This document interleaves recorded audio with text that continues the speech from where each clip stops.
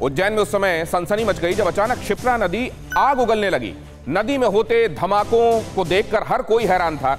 आखिर ये सब हो कैसे रहा है? जियोलॉजिकल सर्वे ऑफ इंडिया, उसकी एक टीम भी गई हुई है। इस रिपोर्ट में देखिए ये क्यों हो रहा है। इन तस्वीरों को गौर से देखिए। क्या आपने इससे पहले कभी पानी में धमाके होते देखे हैं? अगर नहीं तो यहां देख लीजिए। ये है क्या चीज? यहाँ पानी आग उगल रहा है। नदी के अंदर आग का तांडव हो रहा है। नदी से उठता धुआं तेजी से ऊपर की ओर जा रहा है। यहाँ एक या दो नहीं बल्कि ताबड़तोड़ कई धमाके होते रहते हैं। ऐसा कैसे?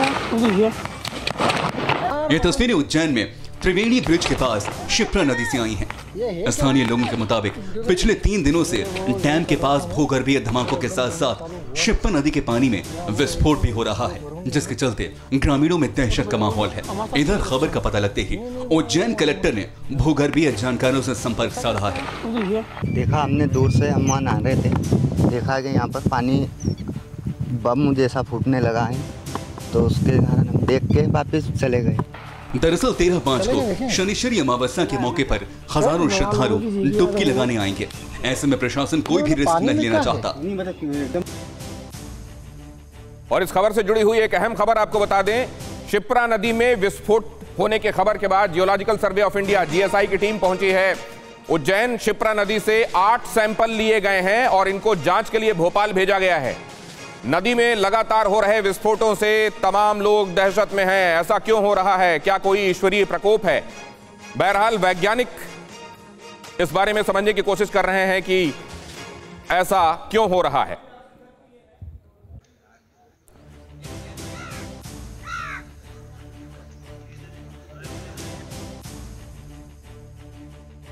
हम लोगों ने आके यहाँ अच्छे से इसकी मतलब एरिया स्टडी किया है यहाँ का।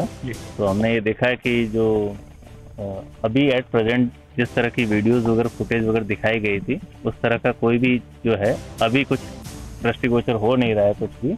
ना तो यहाँ कोई बबल्स दिखाई दे रहे हैं, ना कोई यहाँ स्पार्किंग या फ्यूम्स वगैरह जो है स्मोक वगैरह कुछ भी दिखाई दे रहा है।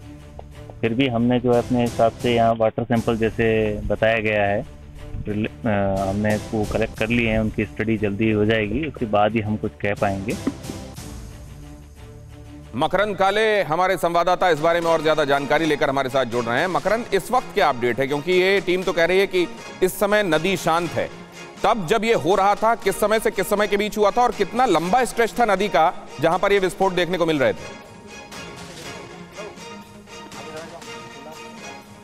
देखिए, मैं इस समय ग्राउंड जीरो पर मौजूद हूँ, क्षिप्रा नदी के किनारे और त्रिवेणी घाट के ठीक पास में ये जगह है जहाँ पर मैं इस समय मौजूद हूँ। मैं सीधे तस्वीरें दिखाना चाहूँगा। ये वो स्पॉट है जहाँ पर लगातार 3 से 4 दिनों तक रोजाना धमाके देखने को मिले। जो वीडियो भी वायरल हुआ है वो इसी जगह का, इसी स्पॉट का वीडियो है। और उसके बाद जब से ये धमाके हुए हैं, क्योंकि एक धमाका नहीं हुआ, एक के बाद एक 8-10 धमाके हुए, उसके बाद धुआं निकला, चिंगारियाँ निकली।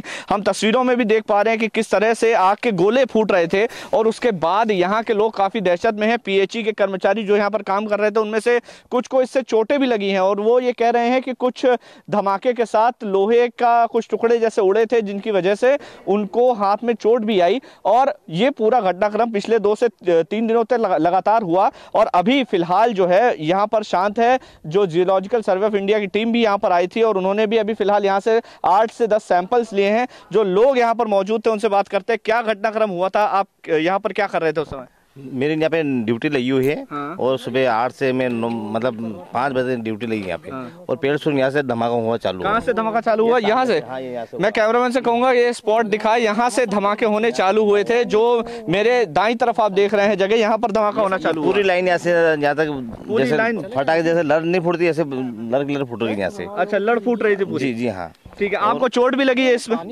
कहाँ पे चोट लगी है? आपको जो आपने ऑब्जर्व किया, आपको क्या लग रहा है? कैमरामैन से कहूँगा ये हाथ में चोट भी लगी है जी। ये कोई प्राकृतिक घटना है या फिर इसके पीछे कोई सैबोटाज भी हो सकता है? जी, हम देख रहे हैं ये चोट के निशान, जो उनके हाथों में चोट के निशान आए हैं वो हम देख रहे हैं। लेकिन मैं ये जानना चाह रहा हूं कि इसमें कोई दूसरा एंगल भी समझ में आ रहा है क्या? ऐसा तो नहीं है किसी ने कुछ ऐसे एक्सप्लोजिव्स को अंदर डाला हो नदी में जो बाद में जिनको डेटोनेट किया जा सकता हो? कहीं ऐसा कुछ तो नहीं है? ये जो भी है नेचुरल ही है ना?